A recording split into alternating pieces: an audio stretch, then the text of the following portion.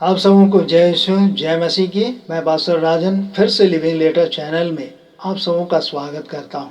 परमेश्वर इस नए वीडियो में विशेष आशीष देने जा रहा है। इस वीडियो के अंत तक बने रहें तथा लाइक शेयर कमेंट और सब्सक्राइब करना ना भूलें। तो आइए हम इसकी शुरुआत करते हैं। इस वीडियो का संदेश यहेजकेल की किताब 37 अध्याय से लिया गया है।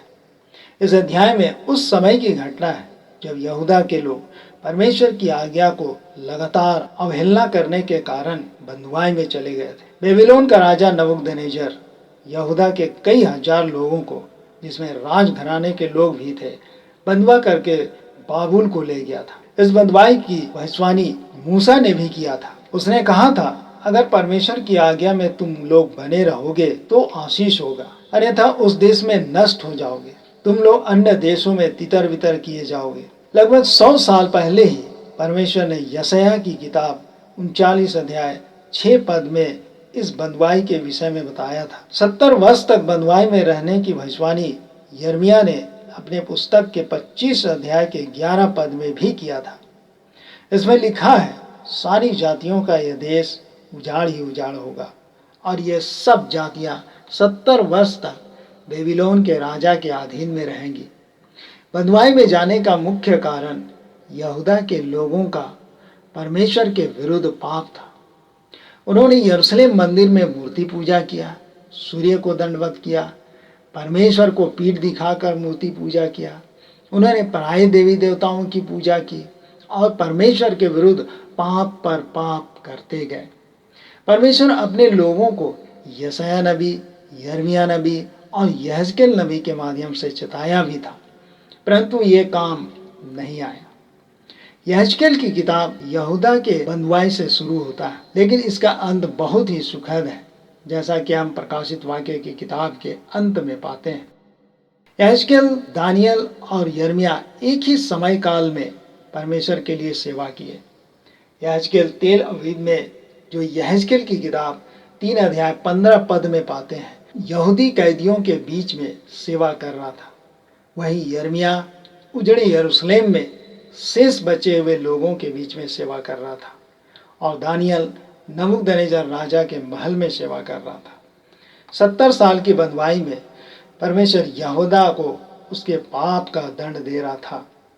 बंधुआई के बाद यरूशलेम शहर को और परमेश्वर के मंदिर को पूरी तरह से नष्ट कर दिया गया। परमेश्वर यह भी प्रतिज्ञा किया था कि 70 साल के बीतने पर मैं अपनी प्रजा को छुड़ाऊंगा और वहीं पहुंचाऊंगा जहां से वे बंधुआई में गए थे। यहेजकेल की किताब 36 अध्याय 33 और 35 पद में लिखा है, परमेश्वर यहोवा यह कहता है, जब मैं तुम्हारे सब अधर्म के कामों से शुद्ध करूंगा, तब तुम्हारे नगरों को बसाऊंगा और तुम्हारे खंडर फिर बनाए जाएंगे। लोग कहा करेंगे, यह देश जो उजाड़ था वह अदन की बारिशा हो गया, और जो नगर खंडर और उजाड़ हो गए और ढाए गए थे, वे गढ़ वाले हुए और बसाए गए। यहेजकेल नबी 37 अध्याय में एक दर्शन देखता है। उस दर्शन में वह यहूदा के लोगों का बदतर स्थिति और परमेश्वर के अद्भुत सामर्थ्य को देखा। जब यहोवा की शक्ति यहेजकेल नबी पर हुआ और आत्मा से भर गया, तब उसे एक तराई के बीच में खड़ा कर दिया। वह तराई बिल्कुल सूखी हड्डियों से भरी पड़ी थी। यहोवा परमेश्वर यहेजकेल से पूछता है, हे मनुष्य के संतान, क्या ये हड्डियां जी सकती हैं? उसने कहा, हे परमेश्वर यहोवा, तू ही जानता है। तब परमेश्वर ने उससे कहा, इन हड्डियों से भविष्यवाणी करके कहा, हे सूखी हड्डियों, यहोवा का वचन सुनो। परमेश्वर यहोवा तुम हड्डियों से यूं कहता है, देखो मैं आप तुम में सांस समवाऊंगा और तुम जी जाओगी। मैं तुम्हारे नसें उपजाकर मांस चढ़ाऊंगा और तुमको चमड़े से ढकूंगा और तुम में सांस समाऊंगा और तुम जी जाओगी। यहोवा परमेश्वर की आज्ञा के अनुसार यहेजकेल भविष्यवक्ता भविष्यवाणी करने लगा। तभी अचानक एक आहट सुनाई दी और हुडोल हुआ और वे हड्डियां इकट्ठी होकर आपस में एक दूसरे से जुड़ गए। तब उसके देखते ही उन हड्डियों में नसें उत्पन्न हुई और मांस चढ़ा और वे ऊपर चमड़े से ढक गई। ये जो घटना तराई में हो रहा था, यह सब किसी हॉरर फिल्म के सीन से कम नहीं था। लेकिन अभी भी परमेश्वर का मुख्य काम बाकी था, क्योंकि उनमें सांस नहीं था। तब यहोवा परमेश्वर ने यहेजकेल से कहा, सांस से भविष्यवाणी करके कहा, हे सांस, परमेश्वर यहोवा यूं कहता है, चारों दिशाओं से आकर उन घातकियों में समा जा कि ये जी उठे। परमेश्वर की इस आज्ञा के अनुसार यहेजकेल ने भविष्यवाणी की।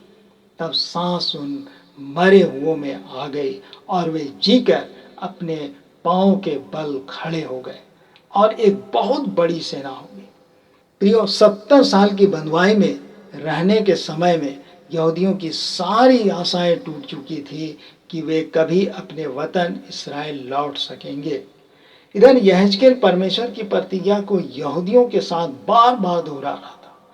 वह कह रहा था, परमेश्वर सर्वशक्तिमान है, वह अपनी प्रतिज्ञा को पूरा करने वाला है। यहेजकेल 37 अध्याय में परमेश्वर यहोवा ने यह दिखाया है कि वह किसी भी देश, समुदाय या मनुष्य को, चाहे कितना भी खराब परिस्थिति में हो, यदि वे परमेश्वर की ओर फिरे और विश्वास करें तो वह उनको उठाकर ज्यों का त्यों कर सकता है। इस दर्शन में बिखरे सूखी हड्डियां यहूदी लोग हैं, जो हड्डियों की तरह मृत और बेजान पड़े हैं। कब्रें वे राष्ट्र हैं जहां यहूदी तितर बितर होकर दफन की अवस्था में रहते हैं। यहूदियों को सबसे पहले असूर के राजा बंदी बनाकर ले गए, जिसको हम दूसरा राजा 17 अध्याय में पाते हैं। उसके बाद बाबुल की बंधुआई में 70 साल के लिए गए। बंधुआई काल में ही फारसी और मिद्यानियों ने कसदी राजाओं को पराजित किया। उस समय फारस का राजा कुसरू था, जिसने सारे यहूदियों को यरूशलेम लौट जाने की आज्ञा दिया। यह सब परमेश्वर के नबियों के भविष्यवाणियों के अनुसार और विशेषकर यहेजकेल के 37 अध्याय के दर्शन के अनुसार हो रहा था। लगभग 537 ईसा पूर्व यहूदी लोग पहली बार जरुब्बाबेल के अगुवाई में बाबुल से लौटे। फिर लगभग 458 ईसा पूर्व एजरा ने दूसरी बार बंदियों को बाबुल से बाहर निकाला और इस तरह परमेश्वर ने अपनी प्रतिज्ञा को पूरा किया। इसके बाद भी यहूदी लोग बंधुआई में गए, दूसरे राजाओं के अधीन किए गए, देश विदेशों में तितर बितर किए गए, परंतु अब इजराइल देश का गठन 14 मई 1948 को हो चुका है। परमेश्वर दुनिया भर से यहूदियों को इकट्ठा करके उनको अपना देश दे दिया। परमेश्वर वादा को पूरा करने वाला है। परमेश्वर भलाई करने वाला है। परमेश्वर असंभव को संभव करने वाला है। परमेश्वर यहोवा केवल यहूदियों का परमेश्वर नहीं, बल्कि वह तो समस्त पृथ्वी के लोगों का ईश्वर है। इस वर्तमान युग में सूखी हड्डियों की तरह आपका आत्मिक जीवन हो सकता है, आपका परिवार हो सकता है, आपका समाज हो सकता है, परंतु चिंता ना करें, वही यहोवा परमेश्वर आज भी जिंदा है। जो भलाई उसने यहूदियों से किया वह अब आपसे करेगा। परमेश्वर आप सबको बहुत बहुत आशीष दे। आमीन।